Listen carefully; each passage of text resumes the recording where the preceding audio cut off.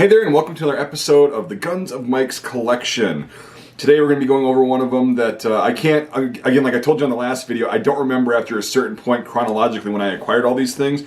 So I'm just going to go through what I remember, because I remember generally the years that I bought things, just not the exact months and whatever, and what the order. And so many guns at that point, like in 2010 and 2011, in my really hardcore addiction days, we'll say. All these guns coming into my collection, going out, either being sold to fund other pieces or being traded. Most of the time it was being traded. I would buy them or get them in a trade and then trade up.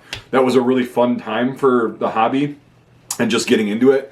You didn't really need that much money to have a pretty decent sized collection and keep it growing. And then you talk to other collectors and stuff, and they either tell you about what you have if you exhaust all your research first, or they go, hey, this is what it is, I'm looking for that, what are you looking for your collection? Okay, and then you make deals that way. Everybody wins, everybody comes out really happy, and that's what happened with a lot of them. So I don't remember exactly what order. So, like I said, that little disclaimer aside, I did get this, my first German K98. It's not a rework of any sort from another country. So this I got on November 11th of 2010. I remember that because that was my first Veterans Day as a veteran, right? And I just, we'd gotten back in January and all that stuff. This was my Veterans Day present to myself, however you want to justify it. So this is a cool story. And this rifle itself is one of my favorites in the collection. And I love K98s, and this one is just really cool. So I'll tell you how I acquired it, and then we'll go into a little bit about what I learned about this on gun boards and such in 2010 and 2011. Well, mainly 2011 because I got this so late.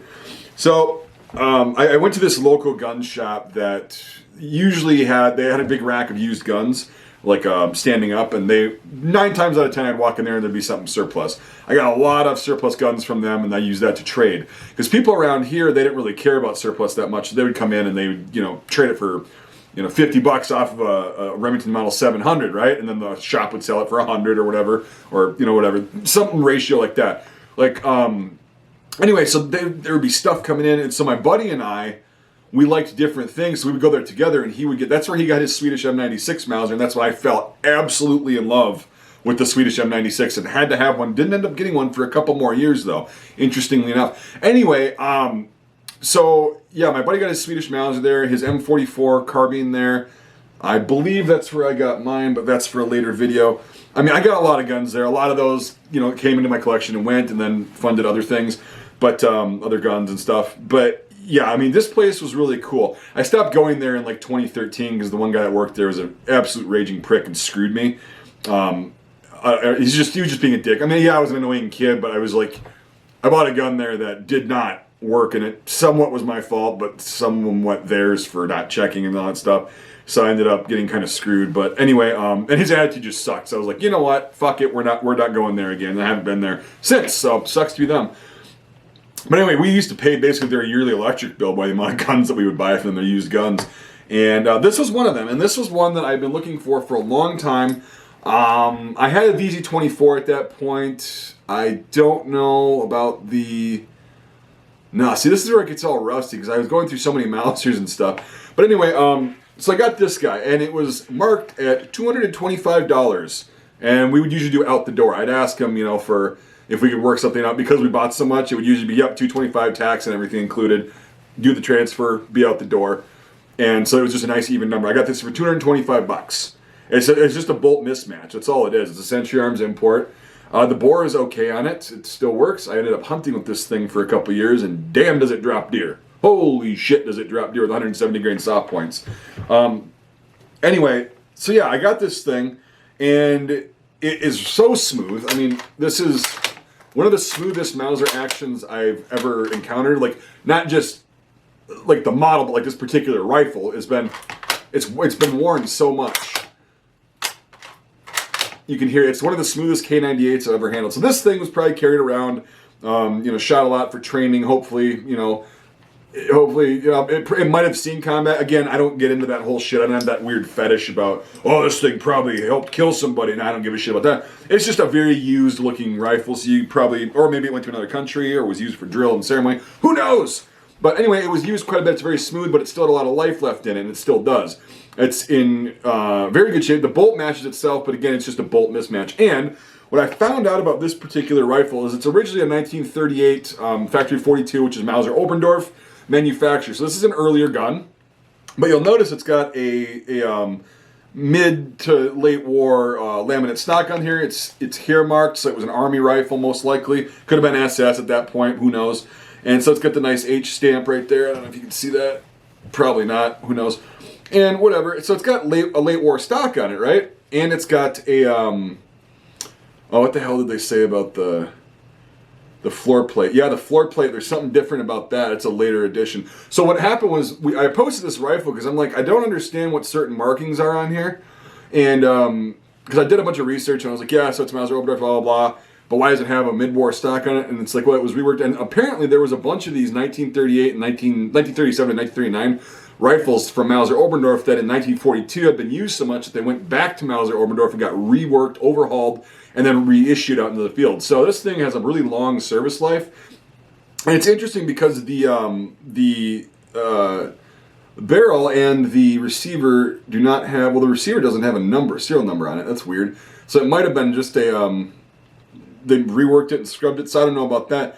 But very interesting to me. And so yeah, this is it's got the little stamp. I don't know if you can see that on the ring of the receiver, but it's got the Mauser Oberndorf, I think, I forgot what Waffenamt it was. But anyway, there's a bunch of other rifles that were in this little batch that they reworked in 1942 that have that exact stamp. This is one of them. It doesn't make the rifle rare or anything, or any, you know, more desirable or worth any more really to a collector than any other, you know, standard rifle. But it's just kind of a cool thing to be able to identify a little part of this rifle's history. So yeah, it's got the later furniture too. So this thing was probably used quite a bit. Most likely at that point, being reworked in 42, most likely it was an Eastern Front rifle, or it had been used in France or something like that, or Greece. Somewhere where there was a lot of action going on, and then they had to send it back to either get rebarreled or just completely overhauled and reworked in general. So yeah, very interesting piece. I love it. It's a great shooter.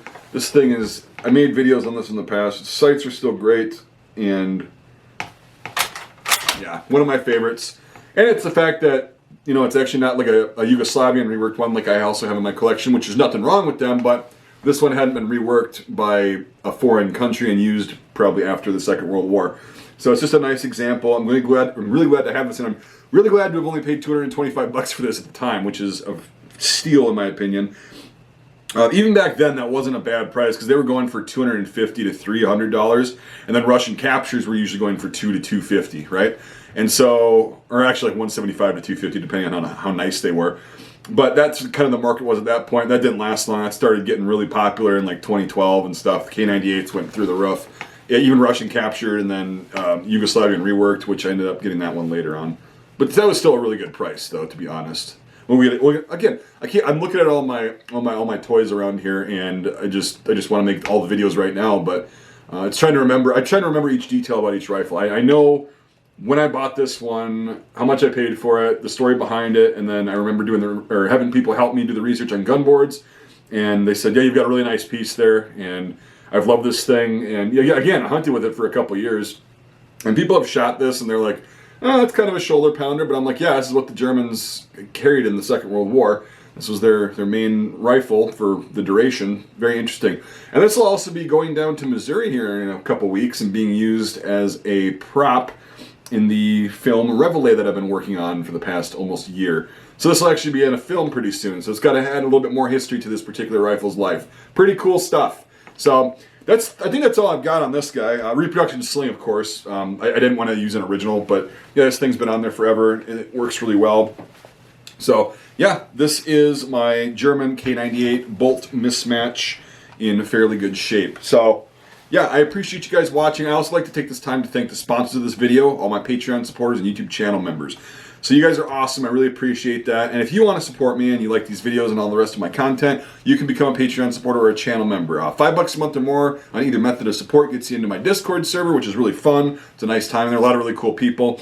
And also, a perk of the Patreon, though, I'll just kind of say this really quick and then we'll cut the video, is I do release 4, usually, depending on your tier, 2 or 4, we'll just say a couple exclusive podcasts to just my Patreon listeners every month that are not going to be released to the public. So that is a cool perk. There's a bunch on there already. You can go there and binge.